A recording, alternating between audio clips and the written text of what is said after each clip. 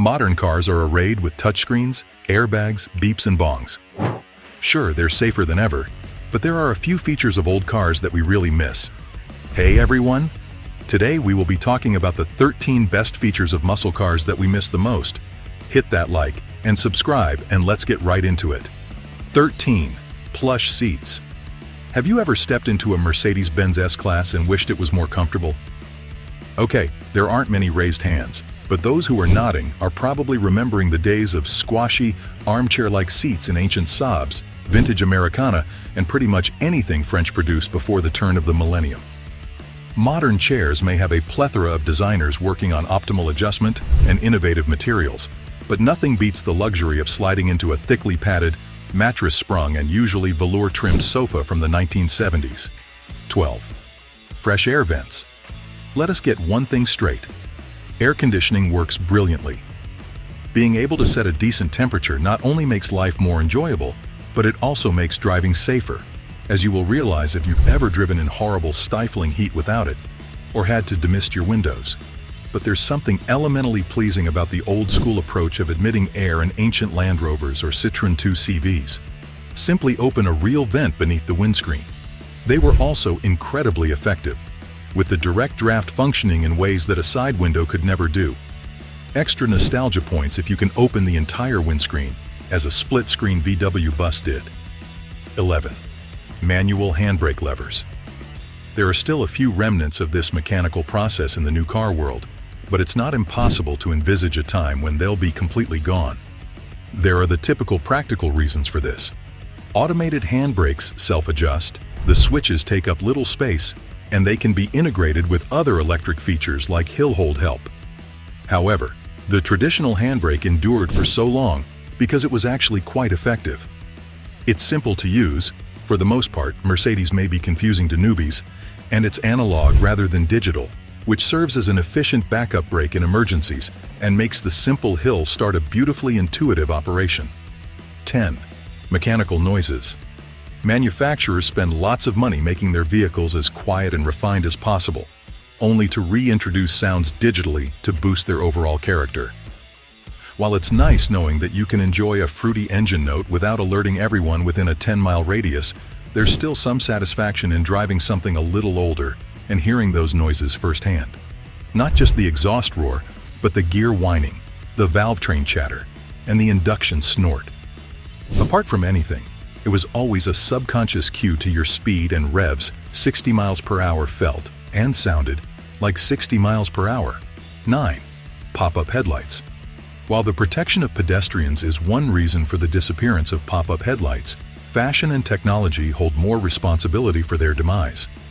Designed as a way to ensure proper lighting with low-slung front ends, improved lighting technology eventually made them out of fashion. The aesthetic benefits were numerous, though, even if you were to ignore the fact that when raised, most of them looked rather goofy. Car styling became cleaner, and the multiple ways in which they emerged were always a source of amusement. 8. Ignition keys. Turning the keys to start the engine is one of the great joys of older cars, although it is often disregarded in favor of steering feedback or shifter feel.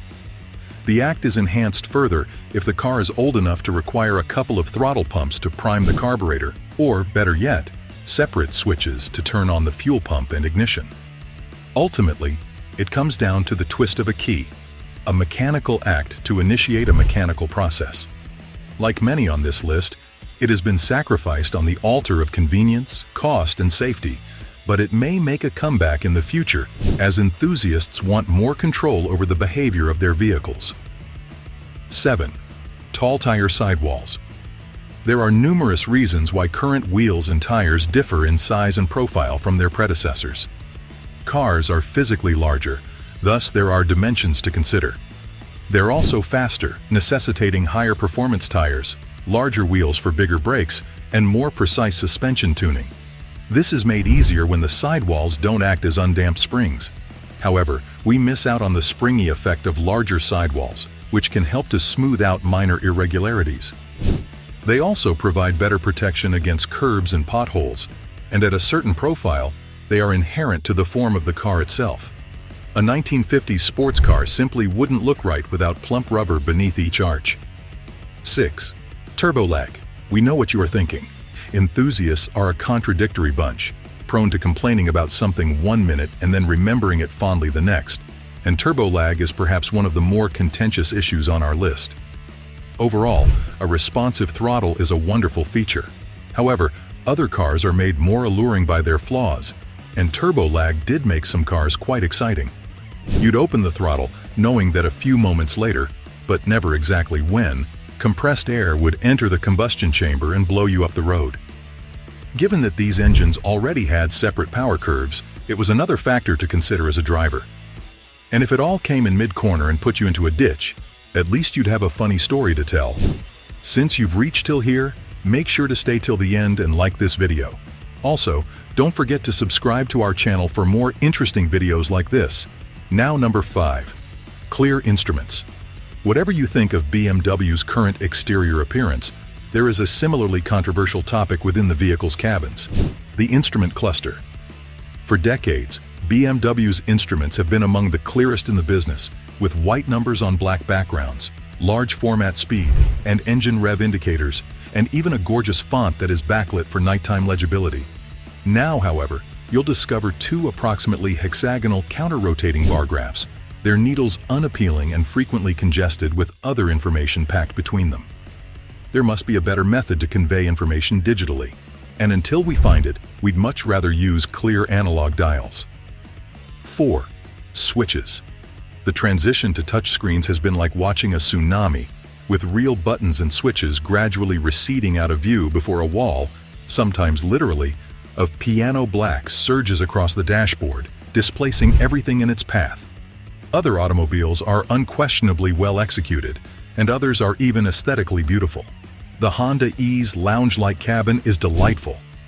But the greatest still have tactile controls, and in reality, we long for the days when switches, knobs, and buttons controlled practically everything, and generally without requiring a 5-second check to find their location.